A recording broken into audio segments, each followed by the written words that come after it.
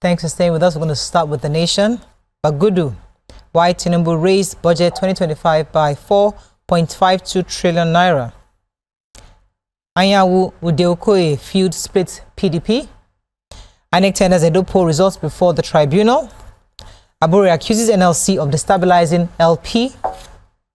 Senate OK sack of Abia, Adamawa, Sokoto, Rex. Tinubu to hold talks with French leader Macron in Paris. Wando distributes 1.28 billion shares to shareholders. Okay, which story are we starting with? So let me start with the Senate OK's president's request to sack 3 resident electoral commissioners for INEC. So the 3 affected were Dr. Nura Ali of Sokoto, Dr. Hudu Yunusa Ari of Adamawa, and Professor Ikemefuna Chijioke Uzochukwu of Abia. And their offenses are for Dr. Nura Ali. He had, he had been indicted by the Office of the National Security Advisor and the DSS that he was indicted for compromising the 2023 presidential elections and the National Assembly elections by receiving, apart from acts of incompetence, he also reportedly confessed to receiving $150,000 from politicians upon investigation by DSS. Also, the other one, Udu Yunusa Ari, who was suspended from Adamawa, he was suspended by President Buhari because, he had some cases indicting him of usurping the powers of the returning officer, which is that of the INEC to declare the governorship elections. And then Professor Uzochukwu was suspended for undermining election processes by mishandling logistics and abandonment of governorship and state assembly elections, as well as his refusal to reschedule supplementary elections in Abia State. Okay. And so now the motion was moved on the floor of the House by the Senate leader, Okoyemi Bamidele, with after the letter written by President Bola Ahmed Tinubu requesting that he should be allowed to sack them and replace them. Okay, so talk about the major headline. The 2025 budget, according to this report, was increased from 49.7 trillion to 54.2 trillion to strengthen key economic sectors and infrastructure, says the Minister of Budget and Economic Planning, that's Abubakar Atiku Bagudu. He was saying that after the president had urged the National Assembly to increase the budget by 4.5 trillion naira, his letter request was read by Senate President Godswill Akpabio. The president had attributed the increase of additional revenues to the additional revenues generated by many of the government agencies. These included 1.4 trillion from the FIRS, as the Federal Inland Revenue Service, the 1.2 trillion by the Nigerian Customs Service, and 1.8 trillion by other government-owned agencies. That's good news. So these agencies have gotten more money, so thereby giving the government the opportunity to increase the budget. After reading the letter, Akpabio referred it to the Senate Committee on Appropriations, and he expects the budget will be reviewed and passed this month. Okay. All right. So I have the story about the president and his talks that he's going to be having with his counterparts from France. So he's has a private trip that he would be taking through France ahead of the official trip, which is to Addis Ababa. The AU, which is the African Union, will be having their 46th ordinary session. It will take place on the 12th, between 12th to 16th of February. But ahead of that, he would go to France and you go Europe first, come back to Africa. It's a private. I felt that it was a private trip to Europe, and because the president is accountable to Nigerians, he's telling us what he's going to be doing on that private trip. He's having talks with the president, his counterpart in France, the French president Emmanuel Macron, and that after that he will be going to the EU meeting, which is, I'm looking forward to where we'll have the AU meeting. Sorry, when we went to Europe, he now entered my mouth. So okay.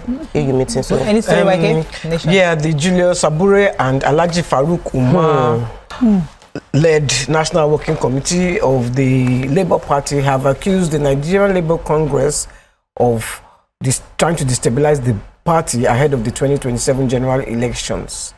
It says the LP has cried out about the unending falsehoods that the chairman is making. The chairman of the Nigerian Labour Congress Political Commission. I've never heard of them, but his name is Theophilus Ndubuaku, and the party is expressing worries that these statements are casting aspersions on the integrity of the chairman, Julius Abure.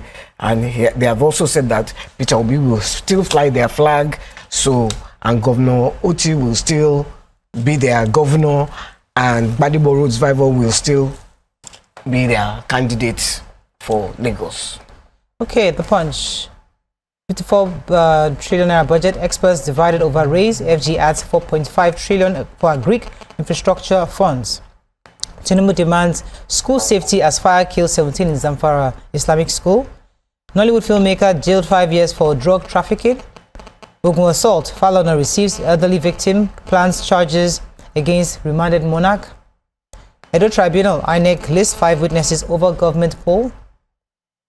Dangote Refinery, FCCPC differ as NNPCL insists on fuel import.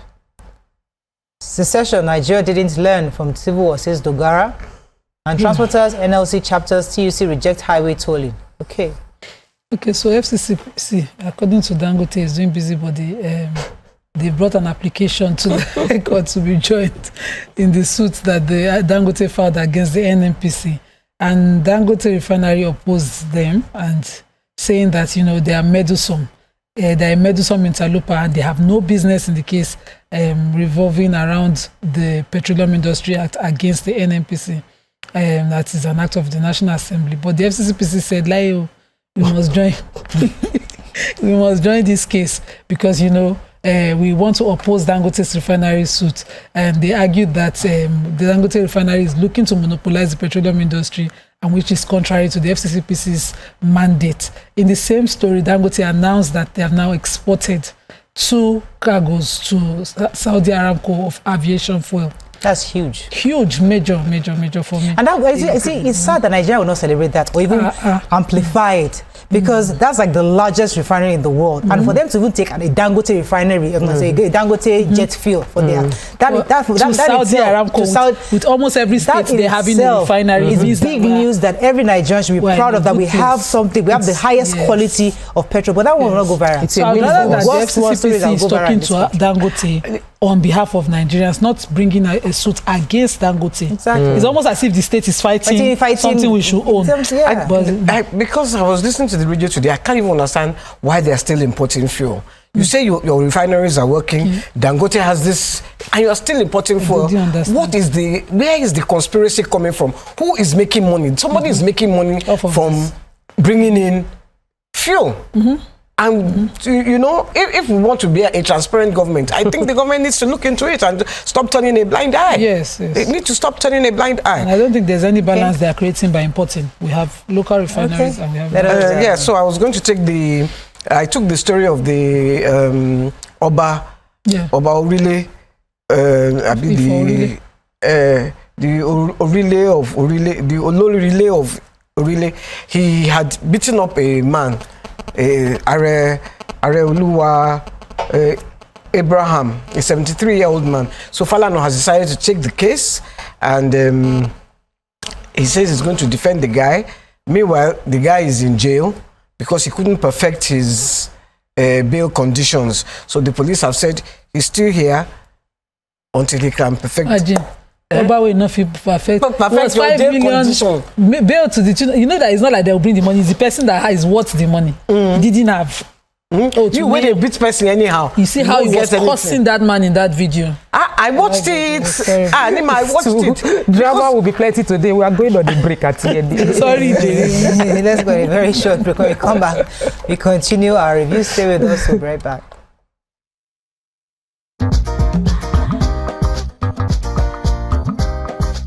Stay tuned. Your View will be right back.